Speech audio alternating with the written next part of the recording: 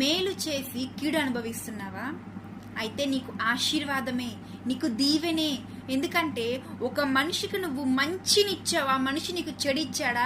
అయితే ఏం పర్వాలేదు, ఆ వచ్చిన బాధను పట్టుకొని దేవుని సన్నిధిలో ప్రార్థించు. ఒక మనిషిని నువ్వు ప్రాణంగా ప్రేమించి, ఒక మనిషిని నువ్వు నీ ఇంట్లో ఒక వ్యక్తిగా, నీ కుటుంబ సభ్యునిగా నువ్వు చేర్చుకొని అన్ని సమకూర్చి అన్నిట్లో నువ్వు తోడుగా ఉండి అన్నిట్లో తనకి ఆదరణగా సపోర్ట్ ఇచ్చావు. కానీ ఆ వ్యక్తి నీకు కీడునిచ్చినట్లయితే, ఆ వ్యక్తి నీకు నీ జీవితంలో నిన్ను బాధపరిచినట్లయితే ఏం పర్వాలేదు. ఎందుకంటే నువ్వు మంచినిచ్చి కీడును కోసావు కాబట్టి ఖచ్చితంగా నువ్వు ఆశీర్వదింపబడతావు.